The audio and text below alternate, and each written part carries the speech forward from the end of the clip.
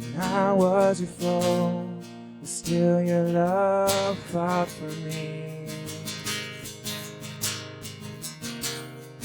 You have been so, so good to me. When I felt no worth, you paid it all for me. You have been so, so kind to me. And oh, the overwhelming, never-ending, reckless love of God. Oh, it chases me down, fights till I'm found, leaves a 99. Oh, I couldn't earn it, I don't deserve it, still you give yourself away. Oh, the overwhelming, never-ending, reckless love of God.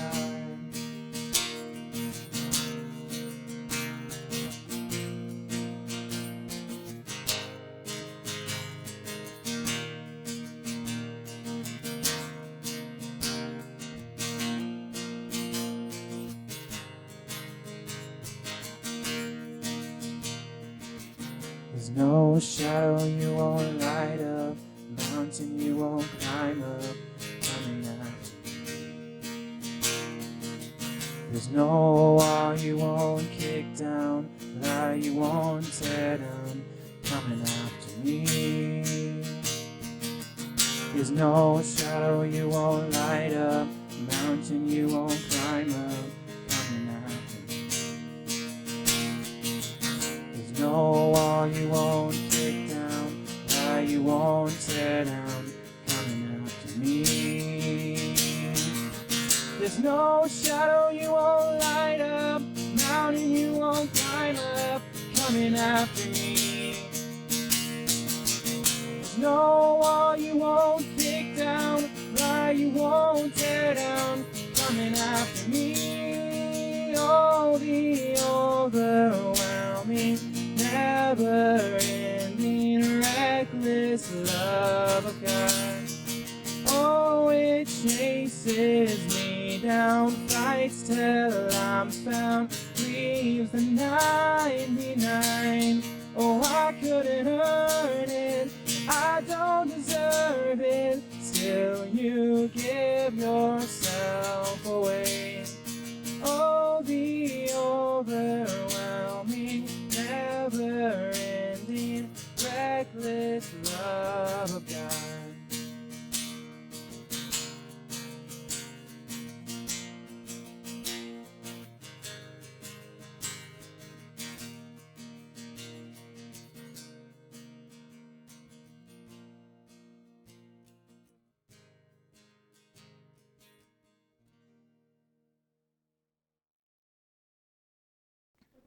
Hi, kids. Today we are reading in John chapter 20, and I'm going to tell you about a time that Jesus walked through walls.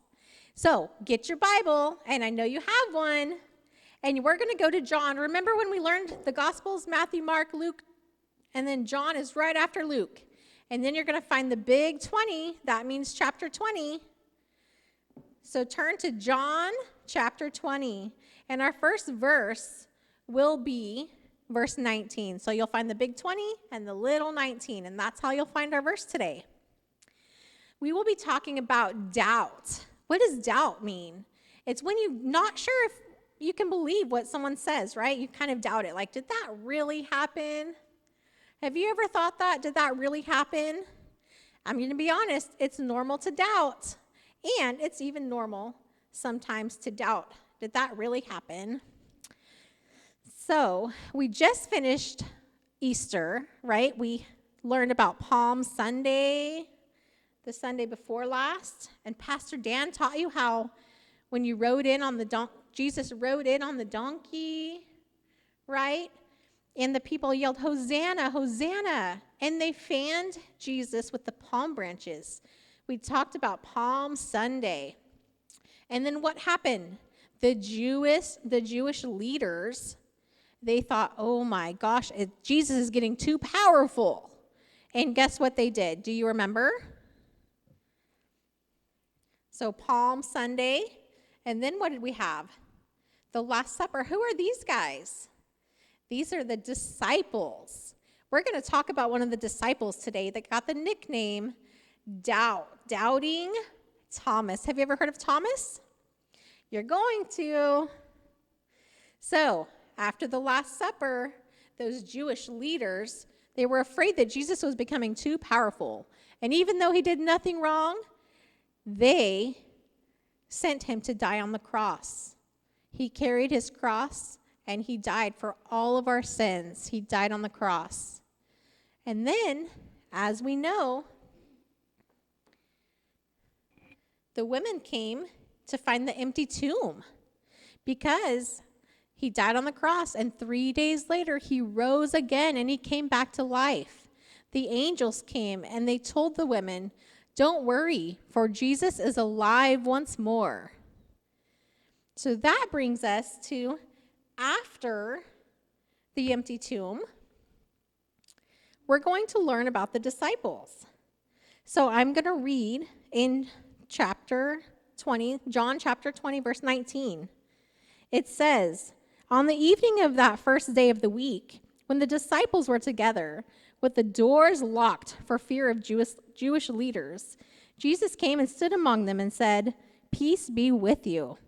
After he said this, he showed them his hands and his side. The disciples were overjoyed when they saw the Lord."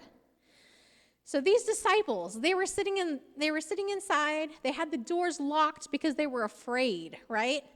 They were afraid because the same evil people that killed Jesus, they wanted to kill them. They were afraid, so they locked themselves in. And guess what happened? Jesus appeared, even though the doors were locked. How did he get in there? So Jesus came and he said, "It's me, I'm alive. Look, here's my hands, here's my side." And he said, "Peace be with you." And he told them to go out and tell everyone. So isn't that neat? The disciples, they went from having fear and being afraid to being joyful because they saw that Jesus was alive. So I have a little demonstration to show you guys about doubt. What do you guys think is going to happen with these dominoes? I'm going to come down here.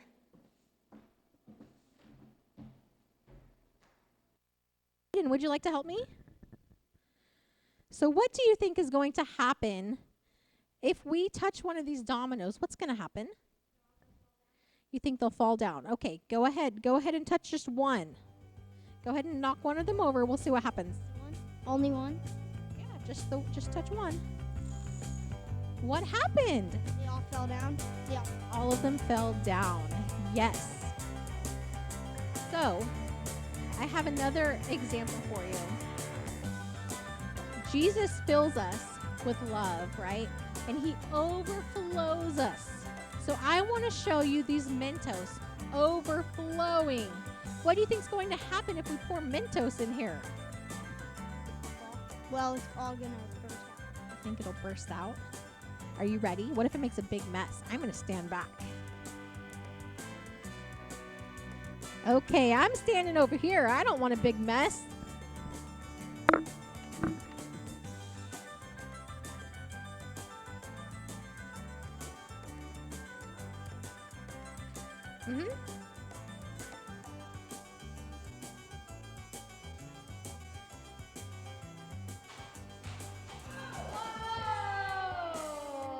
Whoa. You guys see what happened? So let's say that the Mentos represent Jesus and that the soda represents us. When Jesus fills our hearts and our lives, we overflow. And we can't help but to tell people about him. So when we accept Christ and we share his love, we can start a reaction with others, catching on and spreading the good news. Just like you saw a reaction with the dominoes, and a reaction with the Mentos and the soda, Jesus can overflow us to where we can overflow and tell everyone else about his love and share his love. Let's get back to Thomas. So, one thing that happened when Jesus came to the disciples, Thomas wasn't there. And so the disciples went to Thomas and they said, Jesus is alive. And do you think Thomas believed them? No. Let's go ahead and keep reading and find out what happened. So Thomas missed the meeting, and his absence led to him getting this name, Doubting Thomas, because Thomas was not there with the 12 and the disciples. So the other disciples told him, "We have seen the Lord." But Thomas said to them, "Unless I see the nail marks in his hands and put my finger where the nails were in his side, put my hand into his side, I will not believe." So if you want to look that up, it's John chapter 20, verse 24 through 25. And that is where Thomas says, basically, I have to see that for myself. I don't believe you guys. I saw him because he saw him die. They all saw Jesus die on the cross. So it was like, what? Jesus is alive? He didn't believe him. So that's how he got his name, Doubting Thomas. So let's keep reading. So Thomas was stubborn. He didn't believe that. Even though the disciples told him, he had to see it for himself. A week later, the disciples were in the house again, and Thomas was with them this time. Though the doors were locked, Jesus came and stood among them and said, "Peace be with you." Then he said to Thomas, "Put your finger here in my hands. Reach out your hand and put it into my side. Stop doubting and believe."